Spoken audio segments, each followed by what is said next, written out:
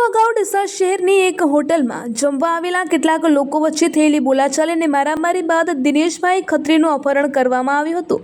આ ઘટનાની ગંભીરતા સમજી હોટલ સંચાલકે તાત્કાલિક જિલ્લા કંટ્રોલ રૂમમાં જાણ કરતા ડીસા દક્ષિણ પોલીસની ટીમ તરત જ ઘટના સ્થળે પહોંચી હતી અને આરોપીઓને ઝડપી પાડવા માટે ચક્રો ગતિમાન કર્યા હતા। પોલીસની સતત દોડધામ અને દબાણના કારણે અપહરણકારોએ દિનેશભાઈ ખત્રીને હાઈવે પર ઉતારી દીધા હતા। ત્યારબાદ પોલીસને જાણ થતાં પીડિતને તાત્કાલિક સારવાર માટે હોસ્પિટલમાં ખસેડવામાં આવ્યા હતા।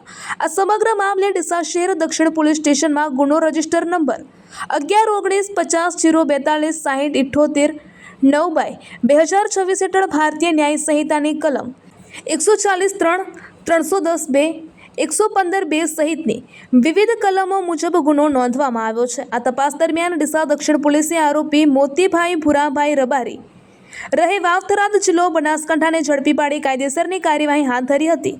આરોપીના રિમાન્ડ મેળવી તેની સાથે રાખી ગુના સ્થળનું રિકન્સ્ટ્રક્શન પંચનામું પણ કરવામાં આવ્યું હતું। પીઆઈ કોટવાલ સાહેબના માર્ગદર્શન હેઠળ પ્રશંસનીય કામગીરી।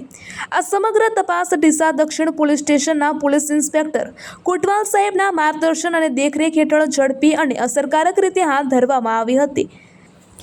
આ ઘટના બનતાની સાથે જ કોટવાલ સાહેબે પોતાની ટીમને તાત્કાલિક સક્રિય કરી આરોપીને ઝડપી પાડવા માટે ચોક્કસ દિશામાં તપાસ શરૂ કરી હતી।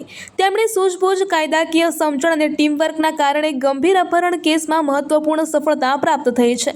પીઆઈ કોટવાલ સાહેબના નેતૃત્વમાં ડીસા દક્ષિણ પોલીસ સતત કાયદો અને વ્યવસ્થા જાળવવા, ગુનેગારો સામે કડક કાર્યવાહી કરવા અને સામાન્ય નાગરિકોને સુરક્ષિત વાતાવરણ પૂરું પાડવા માટે નિષ્ઠાપૂર્વક ફરજ બજાવી રહી છે। તેમની આ કામગીરીથી લોકોમાં પોલીસ પ્રત્યે વિશ્વાસ વધુ મજબૂત બન્યો છે અને ગુનેગારોમાં કાયદાનો ભય જળવાઈ રહ્યો છે। ડીસા દક્ષિણ પોલીસની આ કામગીરી ખરેખર પ્રશંસાને પાત્ર છે અને સમગ્ર પોલીસ ટીમ તેમજ પીઆઈ કોટવાલ સાહેબ અભિનંદનના હકદાર છે। અહેવાલ હરગોન ચૌહાણ, ખબર બનાસકાંઠા ન્યૂઝ।